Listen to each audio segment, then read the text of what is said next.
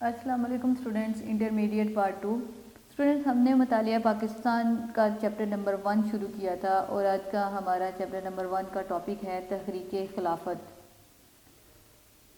سب سے پہلے میں بتا دوں کہ تحریک خلافت کا انٹروڈکشن کہ یہ ایک خلافت چلائی گئی تھی جب مکہ معظمہ اور مدینہ منورہ حجاز مقدس پر جو تھا وہ ترکوں کا جو تھا وہ قبضہ ختم ہو گیا تھا۔ ترکی کو جو تھا وہ شکست ہو گئی تھی برطانیہ کے مقابلے میں، فرانس اور امریکہ کے مقابلے میں۔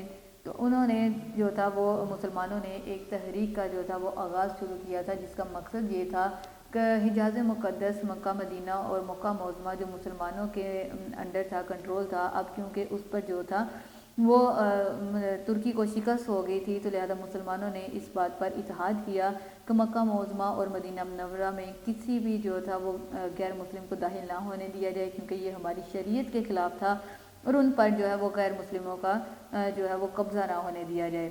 لہذا 1914 میں جنگ عظیم اول کا جو تھا وہ آغاز ہوا۔ سب سے بڑی جنگ جو تھی، ابھی تک 2 جنگیں عظیم ہو چکی ہیں۔ پہلی جنگ عظیم 1914 میں شروع ہوئی اور 1918 میں اختتام پذیر ہوئی۔ دوسری جنگ عظیم 1939 میں شروع ہوئی اور 1945 میں جو تھی وہ اختتام پذیر ہوئی۔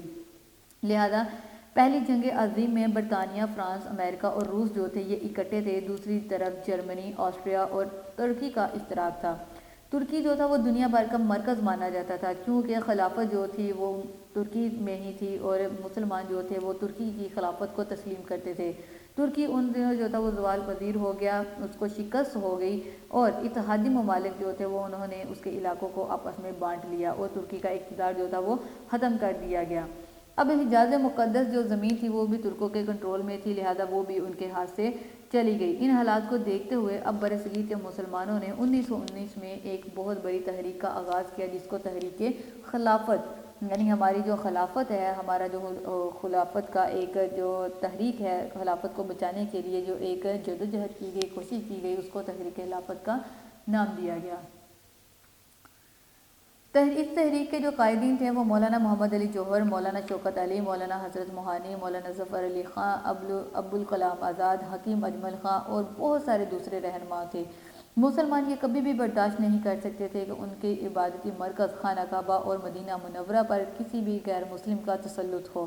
لہذا مولانا عبدالباری، مشیر حسین قدوائی اور مولانا سلیمان ندوی وغیرہ بھی مولانا محمد علی جری کی قیادت میں ایک وفد کی صورت میں برطانوی وزیر اعظم سے ملاقات کر کے اسے ہندوستانی مسلمانوں کے جذبوں سے آگاہ کرنے کے لیے گئے۔ وفد برطانوی سیاستدانوں سے ملا، مغربی ممالک میں مختلف شہروں میں جلسے منعقد کیے گئے۔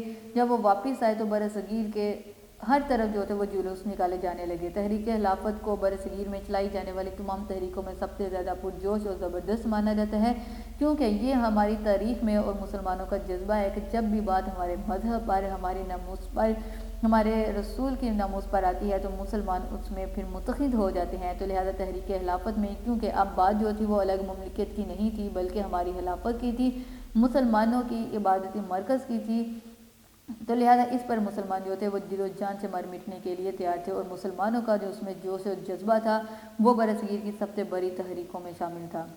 اب تحریک کے مقصد کیا تھے؟ سب سے پہلے تحریک کا یہ مقصد تھا، تحریک خلافت کا، ترکی جو ہے وہ ایک مملکت کے طور پر قائم رہے، شکست کی صورت میں اس کی جغرافیائی حدود کو توڑا نہ جائے، اس کے ٹکڑے نہ کیے جائیں۔ دوسرا، خلیفہ موجود رہے اور ترکی میں خلافت کا ادارہ اپنی حیثیت برقرار رکھے، یعنی خلافت کو ختم نہیں کیا جائے۔ تیسرا، حجاز مقدس یعنی مکہ مدینہ پر کسی بھی قسم کی کوئی آنچ نہ، غیر مسلم فوجیں ان شہروں میں داخل نہ کی جائیں۔ اب تحریک کی سرگرمیاں کس طرح سے شروع ہوئیں؟ تحریک کے تحت خلافت کے تحت جو وفد بنائے گئے تھے وہ وفود یورپی ممالک اور خصوصاً برطانیہ میں برصغیر کی مسلم رائے آمد حکومتوں کو آگاہ کیا گیا۔ ڈاکٹروں اور نرسوں نے گروپ ترک مجاہدوں کی مرہم پٹی کے لیے بھیجے اور ان کو دوائیات بھی فراہم کی۔ ترک حکومت کو رقم بھیجی گئی۔ مسلمان عوام نے کثیر دولت، کرنسی، سونے اور چاندی کی صورت میں جمع کر کے ترکی کی مالی مدد کی۔ برصغیر کے چھوٹے بڑے شہروں اور قصبوں میں ہر طرف جلوس نکالے گئے، ہڑتالیں کی گئیں، مسلم عوام نے بڑی تعداد میں گرفتاریاں پیش کیں، تحریک کے لیڈروں کو جیلوں میں بند کر دیا گیا، لیکن تحریک کی آب و تاب میں کوئی فرق نہ آیا۔ تحریک خلافت میں مولانا محمد علی جوہر اور مولانا شوکت علی کی اماں کا کردار بہت اہمیت کا حامل تھا۔ ان دنوں یہ نعرہ بہت زیادہ جو تھا وہ مقبول ہوا، کہتی ہے اماں محمد علی کی جان بیٹا اپنی خلافت پہ دے دو، یعنی ان کی والدہ جو تھی وہ اپنے بیٹوں کو کہتی تھی خلافت کی خاطر اپنی جان دے دینا، لیکن اپنی خلافت کو جو ہے وہ غیر مسلموں کے ہاتھوں میں مت جانے دینا۔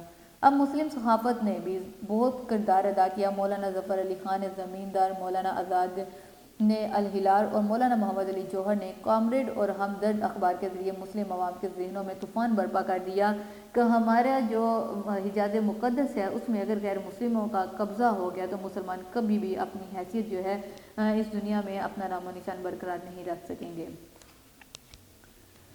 اب اس تحریک میں گاندھی نے اپنا کیا کردار ادا کیا؟ گاندھی جو کہ ہندوؤں کا رہنما تھا، ہندوؤں کا لیڈر تھا، کانگریس کا لیڈر تھا، اس نے اپنا کردار ادا کیا۔ اب گاندھی کو یہ موقع مل گیا کہ مسلمانوں کے ساتھ اس نے مسلمانوں کو یقین دلایا کہ وہ اس تحریک میں مسلمانوں کا بھرپور ساتھ دیں گے اور برطانیہ کی خلاف ورزی کریں گے۔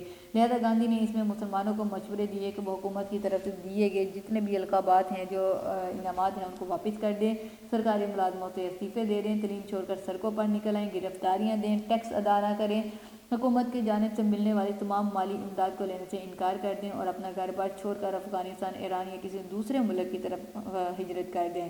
اب مسلمان گاندھی کی اس سازش کو سمجھ نہ سکے، اس کی باتوں میں آگے اور ایسے قدم اٹھائے کہ مسلمانوں کی تعلیم، معیشت اور سب کچھ جو تھا وہ بہت بری طرح سے اثر انداز ہوا۔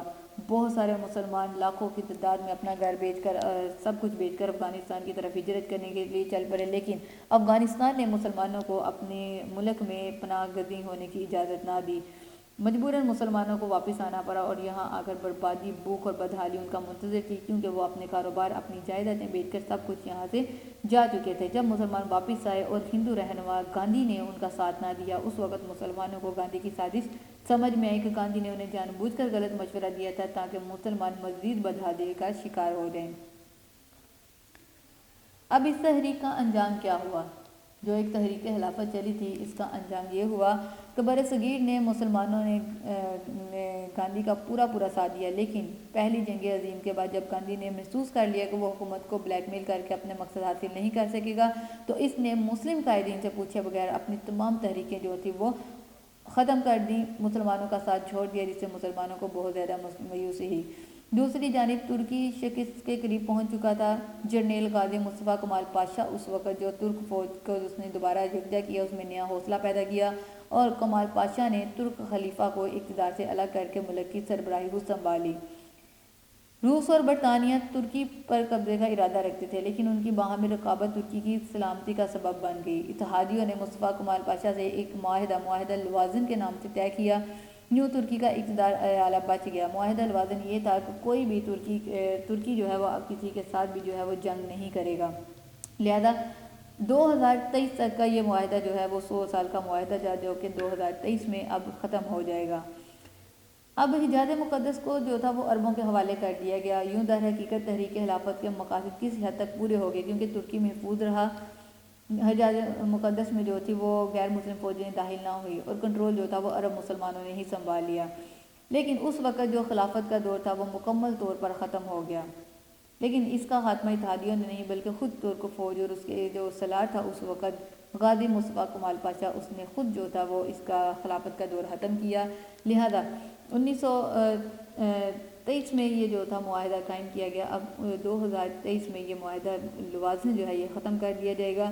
اس کے بعد جسے معاہدہ لوزان کہا جاتا ہے، اس کے بعد جو ہے مزید دیکھیں گے کہ مسلمان اپنی خلافت کو برقرار رکھنے کے لیے دوبارہ بھرپور کوشش کرتے ہیں، یا پھر اسی طرح سے اب مغربی اپنے دماغی طور پر مغربی جو ایک ہمارے اندر غلامی جو ہے وہ رچ بس چکی ہے، اسی کو لے کر اپنی زندگی کو گزارنے کی کوشش کرتے ہیں۔ تو یہ ہمارا ٹاپک جو ہے یہیں پر کمپلیٹ ہوتا ہے۔ اللہ حافظ۔